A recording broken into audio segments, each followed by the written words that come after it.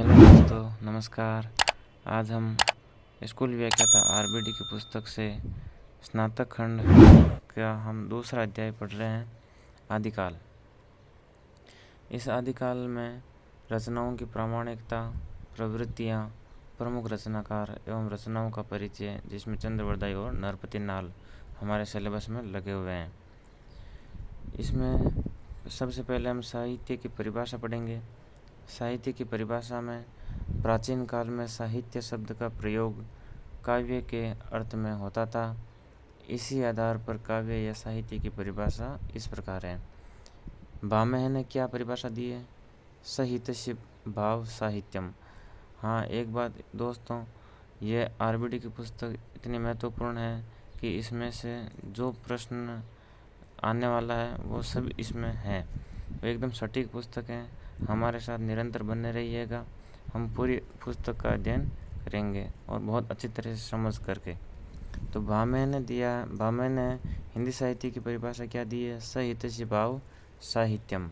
साहित्य भाव साहित्यम भामह।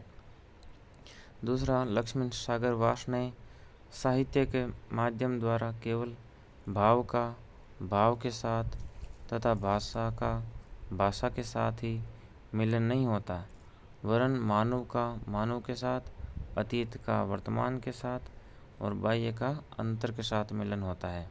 यह लक्ष्मी सागर वार्ष्णेय की परिभाषा है। आगे देखिए, लक्ष्मी सागर वार्ष्णेय ने और क्या परिभाषा दी है कि मनुष्य के सार्थक एवं सर्वोत्तम विचारों की उत्तम लिपिबद्ध अभिव्यक्ति का नाम ही साहित्य है। तो ये दो परिभाषा लक्ष्मी सागर वार्ष्णेय की है। आगे हम देखते हैं विश्वनाथ त्रिपाठी की। हिंदी साहित्य का इतिहास हिंदी भाषी जनता की आशाओं, आकांक्षाओं, उसके सुख, दुख, उल्लास और निराशा तथा अन्य मन स्थितियों का शब्द दर्पण है।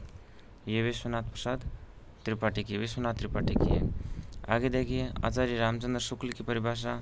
यह तो सब जानते ही हैं कि जबकि प्रत्येक देश का साहित्य वहाँ की जनता की चित्तवृत्ति का संचित प्रतिबिंब होता है, तब यह निश्चय है कि जनता की चित्तवृत्ति के परिवर्तन के साथ साथ साहित्य का रूप भी परिवर्तन होगा। आदि से अंत तक इन्हीं प्रवृत्तियों की परंपरा को परखते हुए साहित्य परंपरा के साथ उनका सामंजस्य दिखाना साहित्य का इतिहास कहलाता है। यह आचार्य रामचंद्र शुक्ल की परिभाषा है। यह वेरी मोस्ट है। इसको याद रखने का एक ही तरीका है कि संचित प्रतिबिंब और चित्तवृत्ति नाम आता है। इसमें क्या नाम आता है? चित्तवृत्ति। यह चित्तवृत्ति आचार्य रामचंद्र शुक्ल की परिभाषा में आता है। इस प्रकार हमने भामह, लक्ष्मी सागर वार्ष्णेय, विश्वनाथ त्रिपाठी और रामचंद्र शुक्ल की परिभाषा पढ़ी है। अब हम आगे पढ़ते हैं हिंदी साहित्य के इतिहास की मुख्य काव्य धाराएँ। हिंदी साहित्य इतिहास के मुख्य काव्य धाराएँ के अंतर्गत सबसे पहले है आदिकाल, भक्तिकाल, रीतिकाल और आधुनिक काल। आदिकाल में हम अध्ययन करेंगे सिद्ध साहित्य का, नाथ साहित्य का, जैन साहित्य, रासो साहित्य, लौकिक साहित्य और गद्य साहित्य। भक्तिकाल में निर्गुण काव्य में ज्ञानाश्रय और प्रेमाश्रय। सगुण काव्य में कृष्ण काव्य और राम काव्य। ये भक्तिकाल के हो गए। दो, निर्गुण और सगुण। निर्गुण में ज्ञानाश्रय, प्रेमाश्रय और सगुण में कृष्ण काव्य और राम काव्य। फिर है रीतिकाल में रीतिबद्ध, रीतिमुक्त और रीति सिद्ध। फिर चौथा है आधुनिक काल भारतेंदु युग, द्विवेदी युग, छायावाद, प्रगतिवाद, प्रयोगवाद और साठोत्तरी कविता।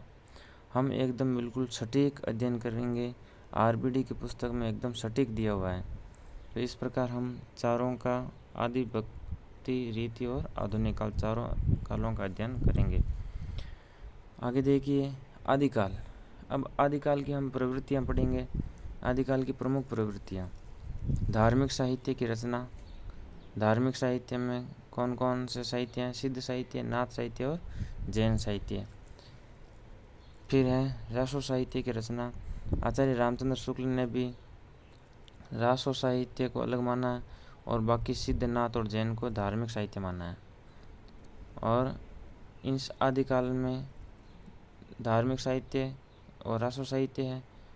रासो साहित्य में नियमों का विरोध किया गया है। नहीं, रासो साहित्य के अंतर्गत हम आगे देखिए एक बार, सॉरी ये यहाँ गलत है।